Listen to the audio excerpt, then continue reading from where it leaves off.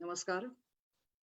Vasumitra life energies private limited तर्फे या दुसऱ्या लेक्चरच्या ह्याच्यात निमित्ताने तुम्हा सर्व शेतकऱ्यांचं मनपूर्वक स्वागत. मला वाटतं आज जरा लवकर आपण हे सुरू केलंय कारण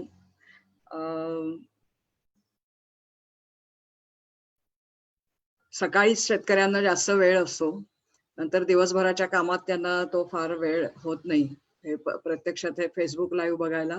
म्हणून आपण हे सुरू आत्ता सकाळी 8च्या सुमारालाच हे सुरू केलेलं आहे. आज आपण ज्या विषयाची माहिती घेणार आहोत तो विषय आहे कांदा पिकाचं पोषण, मुख्यतः शाकीय वाढीच्या काळात हे कसं करायचं, हा मुख्य हे आहे विषय आहे आणि त्यासाठी काय काय काळजी घ्यायची असा हा विषय आहे. तर मला वाटतं कांदा पिकाचं लागवड ही बऱ्याच जणांची झाली आहे, त्याचा बेसल डोसही घालून झालेला आहे.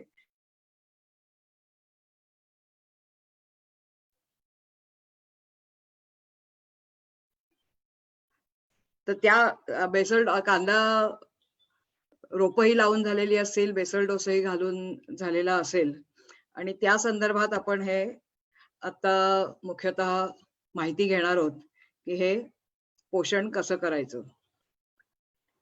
बेसल डोस मुख्यतः आपण जे आता घालतोय ते सगळे मुख्यतः जे घालतोय ते सगळे बरेच जण 1846 किंवा DAP यासारखं आपण ही खतं घालतो आणि यात सगळ्यात मोठा जो तोटा आहे तो त्यातला DAP सारख्या खतामध्ये फॉस्फेट जो आहे तो जवळजवळ 75% हा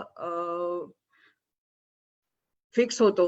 जमिनीत आपल्या अतिशय क्षारयुक्त झाले आहेत किंवा जमिनीमध्ये जे कॅल्शियम आहे, मॅग्नेशियम आहे, तर त्यामुळे मुख्यतः फॉस्फेट हा फिक्स केला जातो आणि 1846 मधला फक्त 18% नायट्रोजन हा उचलला जातो आणि त्याच्यामुळे पुढची असंतुलित वाढ ही या ठिकाणी ही पिकाची होते.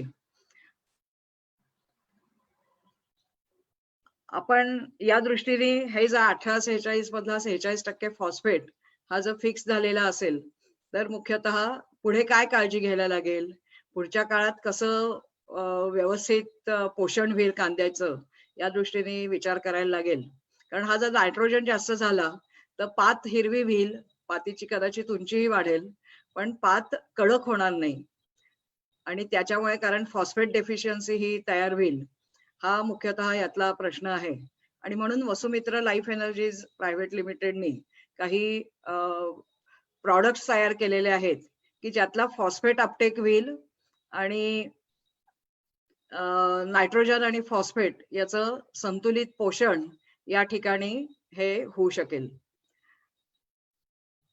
आता ह्यासाठी आपण काय केलेलं आहे की आपण काही आयोनिक फर्टिलायझर्स ही तयार केलेली आहेत आणि त्याच्यामध्ये मुख्यतः शाकीय वाढीच्या दृष्टिकोनातनं नायट्रोजन फॉस्फेट याची संतुलित पोषण व्हावं म्हणून आपण एक संवेद N3P3SI या नावाचा एक प्रॉडक्ट हा तयार केलेला आहे आणि याच्यातून काय होतं तर मुख्यतः नायट्रोजन फॉस्फेट आणि त्याच्या बरोबरीने सिलिकॉन हे अतिशय संतुलित स्वरूपात हे उपलब्ध पिकाला होतं. हे आयोनिक स्वरूपात हा फॉस्फेट मिळतो, ह्याचं फिक्सेशनचे चान्सेस हे अजिबात नाहीयेत आणि त्याच्या बरोबरीने फॉस्फेट अपटेक तुम्ही ते 1846 घातले, DAP घातलंय किंवा अजून दुसरं कुठलं फॉस्फेटचं फर्टिलायझर घातलेलं असेल तर त्याच्यामधला सुद्धा फॉस्फेट अपटेक हा ह्याच्यामुळे हा N3P3SI मुळे हा चांगला होतो आणि त्याच्यामुळे दुसरा सगळ्यात महत्वाचा फायदा आहे की नायट्रोजन बरोबरीने फॉस्फेट उचलला गेल्यामुळे हे पात ही कडक होते, त्याचं पात खाली पडण्याचं किंवा अतिशय त्याची उंचीच नुसती वाढण्याचं असा हे राहत नाही आणि त्यामुळे दुसरा त्यातला महत्वाचा फायदा आहे ही पात जर कडक झाली तर सुरुवातीच्या काळात किंवा आता एकदम सुरुवातीच्या काळात येणारा जो थ्रिप्सचा प्रादुर्भाव आहे ती पात कडक झाली तर कदाचित थ्रिप्सचा प्रादुर्भाव हा कमी होऊ शकतो. त्याच्या बरोबरीने फॉस्फेट उपलब्ध झाल्यामुळे मुळांची, पांढऱ्या मुळीची वाढ ही अतिशय चांगल्या पद्धतीने होते. आणि त्याच्या बरोबरीने आपण ह्या N3P3SI मध्ये हे मुख्यतः सिलिकॉन हे घातलेलं आहे. आणि त्या सिलिकॉनमुळे सुद्धा अतिरिक्त नायट्रोजन हा अडवला जातो आणि फॉस्फेट अपटेकला मदत होते. अशा पद्धतीने या संवेद N3P3SI ची आपण त्याचं फॉर्म्युलेशन केलेलं आहे. आणि म्हणून त्याचा अतिशय चांगला उपयोग हा कांदा पिकाच्या शाकीय वाढीसाठी होतो. कांदा पीक लागवडीनंतर साधारणपणे 20 दिवसांनी, 8 दिवसाच्या अंतराने यामध्ये तुम्ही संवेद N3P3SI ची फवारणी एकरी 600 मिली पर एकर अशा पद्धतीने ही करू शकता. आणि त्यामध्ये दुसरा एक फायदा आहे, समजा तुमच्याकडे ड्रीप आहे, अनेक जण आता कांदा ड्रीपवरही घेत आहेत, तर ड्रीप मधनं सुद्धा या N3P3SI तुम्हाला देता येईल, पण ते एकरी 1 लिटर या प्रमाणात द्यायला लागेल. अनेक जण बेसल डोस नंतर ज्यांच्याकडे ड्रीप आहे ते 1261 सारख्या फवारण्या किंवा ते ड्रीप मधनं सुद्धा देत असतात. मुख्यतः ड्रीप आहे त्यांच्याकडे एकरी 3 किलो या पद्धतीने एका वेळेला या पद्धतीने ते 1261 देत असतात. त्याची मात्रा 1261 मध्ये सुद्धा तोच प्रॉब्लेम आहे की तो ड्रीप मधनं जर दिला तर त्यातला 61% हा फॉस्फेट जो आहे त्यातला जवळजवळ 70-75% फॉस्फेट हा फिक्स होऊ शकतो. तिथेही परत नायट्रोजन फॉस्फेटचं असंतुलन होतं. म्हणून तो ड्रीप मधनं 1261 द्यायच्या ऐवजी तो समजा 70% डोस तुम्ही कमी केलात आणि त्याच्याऐवजी एकरी 1 लिटर त्या 70% 1261च्या डोसच्या ऐवजी एकरी 1 लिटर N3P3SI तुम्ही जर दिलं तर शाकीय वाढीला अतिशय ती वाढ कांद्याची ही अतिशय चांगली होऊ शकते. असा अनेक शेतकऱ्यांचा हा अनुभव आहे. आता ह्या शाकीय वाढीच्या बरोबरीने आपल्याला अजूनही बाकी काळजी ही घ्यायला लागेल. कारण आता पावसाच्या खरीपाच्या ह्याच्यामध्ये ज्यांनी तो कांदा लावलेला असेल किंवा त्याच्या आधी त्याची जी लागवड झालेली असेल तर त्यामध्ये अनेक वेळेला सतत पाऊस येतो किंवा पावसामध्ये खंड पडतो, एकदम टेम्परेचर किंवा ह्युमिडिटी वाढू शकते आणि तसंच ढगाळ वातावरणही राहू शकतं. या सगळ्या काळामध्ये आपल्याला अजून एका वसुमित्राच्या उत्पादनाची मदत होणार आहे आणि तो म्हणजे संवेद अल्ट्रासील. याच्यामधनं सिलिकॉन अपटेक हा होणार आहे आणि त्या सिलिकॉन अपटेकमुळे मुख्यतः परत मगाशी जे N3P3SIच्या बाबतीत सांगितलं ते परत मी सांगते की या सिलिकॉनमुळे मुख्यतः या जे कांद्याची पात जी वाढते ती अतिशय लेवाळी होत नाही, ताठ राहते ती. आणि ती ताठ राहिल्यामुळे त्यांना फोटोसिंथेसिस करायला किंवा सूर्यप्रकाश शोषून घ्यायला अतिशय चांगला उपयोग ह्या कांद्याला या ठिकाणी होऊ शकतो. आणि तो जो मिळाला अल्ट्रासेलमुळे ही पात ताठ राहिली किंवा अल्ट्रासेलमुळे सुद्धा काय होतं की त्याच्यामध्ये जो सिलिकॉन अपटेक होतो त्यामुळे पेशीभित्तिका अतिशय कणखर होतात, कडक होतात. त्याच्यामुळे सुद्धा थ्रिप्स सारखे जे कीड आहे, सकिंग पेस्ट आहे, तर ती कांद्याच्या पातीला दंश करू शकत नाही. हा सिलिकॉनचा फायदा आहे. सिलिकॉनमुळे पोटॅशही चांगल्या पद्धतीने उचलायला मदत होते, फॉस्फेट उपलब्ध होतोच. आणि त्याच्या बरोबरीने पांढऱ्या मुळी वाढीसाठी सुद्धा सिलिकॉन हे अतिशय आवश्यक आहे. आणि म्हणून मुद्दाम संवेद अल्ट्रासीलची आपण योजना त्या ठिकाणी N3P3SIच्या बरोबरीने एकरी 500 मिली अशा पद्धतीने फवारणीतून 2 वेळेला 8 दिवसाच्या अंतराने अशी आपण असं रेकमेंडेशन आपण हे करतो आहोत. आणि ह्याच्यामध्ये ह्याच्यामध्ये मुख्यतः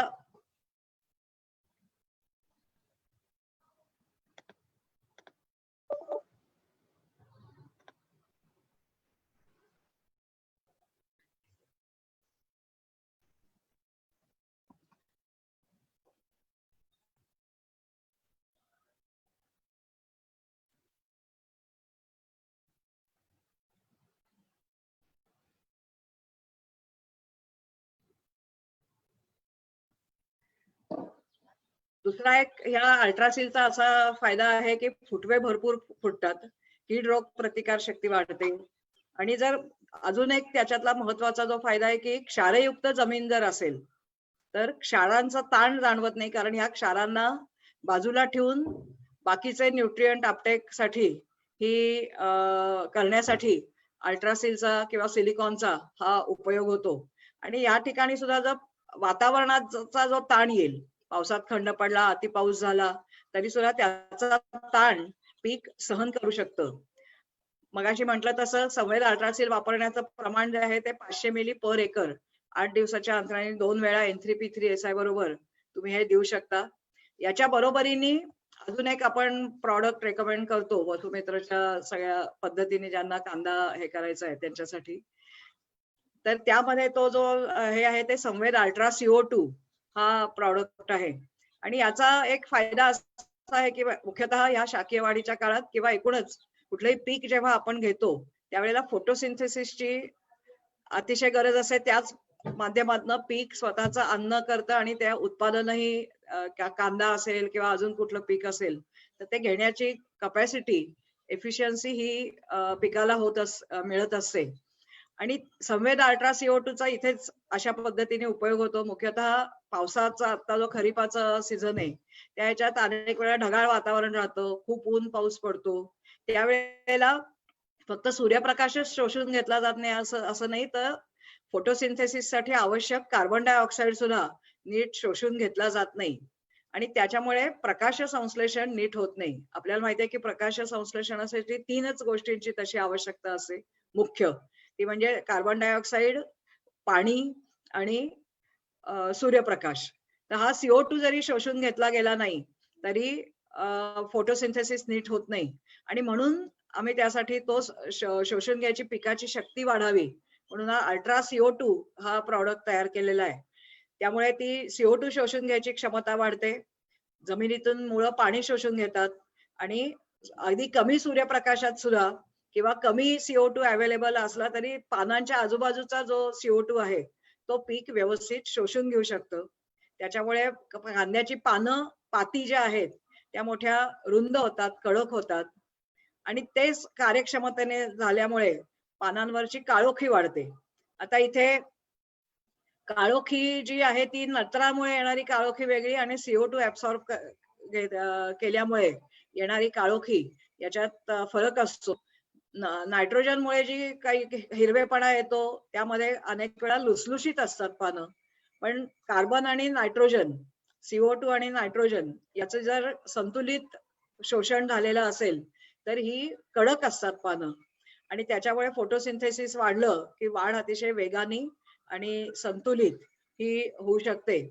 याचं जे वापरण्याचं जे प्रमाण आहे ते 2 मिली पर लिटर 1 लिटर पाण्याला फवारणीतून तुम्ही हे देऊ शकता. जेव्हा जेव्हा हा फोटोसिंथेसिसचा प्रॉब्लेम येईल त्यावेळेला तुम्हाला संवेद अल्ट्रा CO2 चा वापर करायला हरकत नाही आणि त्यांनी अतिशय जोमानी वाढ ही होऊ शकते. संवेद N3P3SI बरोबरच याचा अल्ट्रा CO2 चा वापर हा तुम्ही करू शकता.